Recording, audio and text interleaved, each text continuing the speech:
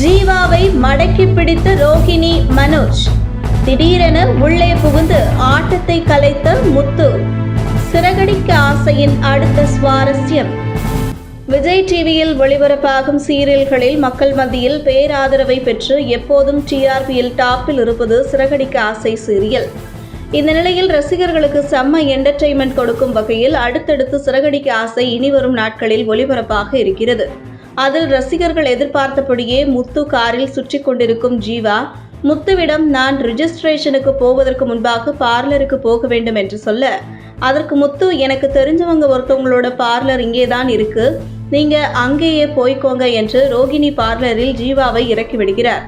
அப்போது பார்லருக்கு வந்த ஜீவாவை முதலில் யார் என்று தெரியாமல் ரோகிணி வரவேற்க, பிறகு ஜீவாவை பார்த்ததும் அதிர்ச்சியாகி ஜீவாவிடம் இது ஜீவாதானா இல்லையா என்று உறுதிப்படுத்த, உங்களுடைய பெயர் என்ன என்று கேட்க அதற்கு அவரும் ஜீவாதான் என்று சொல்கிறார்.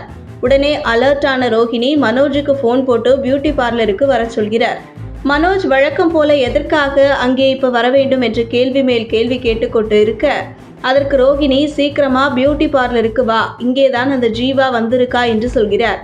அதே நேரத்தில் ஜீவாவிற்கு எந்த சந்தேகமும் வராமல் பியூட்டி பார்லரில் அவருக்கு மேக்கப் செய்வது போன்று பாவனை காட்டிக்கொண்டே இருக்கிறார்.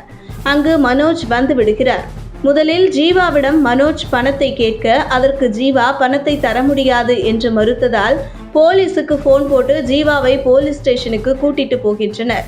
அங்கு வைத்து என்னுடைய பணத்தை வாங்கி தாங்க சார் என்று மனோஜ் சொல்ல, அதற்கு ஜீவா நான் இவர்கிட்ட பணம் ஏமாத்தின ஆளே கிடையாது என்று முதலில் நடிக்கிறார். பிறகு அந்த பணத்தை தர முடியாது என்று பிரச்சனை செய்து கொண்டிருக்கிறார். ஆனால் அதே நேரத்தில் முத்து மீனாவுக்கு வாங்கி கொடுத்த பைக்கை மீனா நோ பார்க்கிங்கில் பார்க் செய்ததால் போலீஸ் அந்த பைக்கை தூக்கி கொண்டு வந்துவிட்டனர். அதற்காக முத்துவும் மீனாவும் போலீஸ் ஸ்டேஷனுக்கு வெளியே காத்து கொண்டிருக்கின்றனர். இந்த நிலையில் தன்னுடைய காரில் சுற்றி கொண்டிருந்தது தன்னுடைய அண்ணனை ஏமாற்றிய பெண்தான் என்ற உண்மை முத்துவுக்கு தெரிய வரும்போது என்ன நடக்கும் என்கிற எதிர்பார்ப்பும் இருக்கிறது. அதே நேரத்தில் வீட்டிற்கு தெரியாமல் மனோஜ் மற்றும் ரோகிணி இருவரும் ஜீவாவிடமிருந்து பணத்தை வாங்க வேண்டும் என்றுதான் முயற்சி செய்து கொண்டிருந்தனர். இந்த நிலையில் அவர்களுக்கு பணம் கிடைக்குமா இல்லையா என்றும் எதிர்பார்ப்பு இருக்கிறது.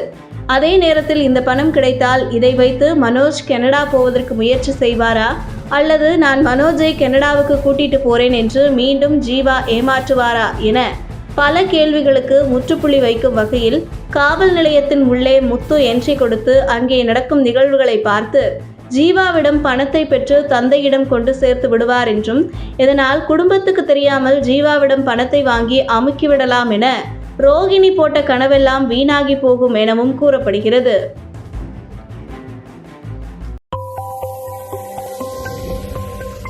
உங்கள் தின சேவல்.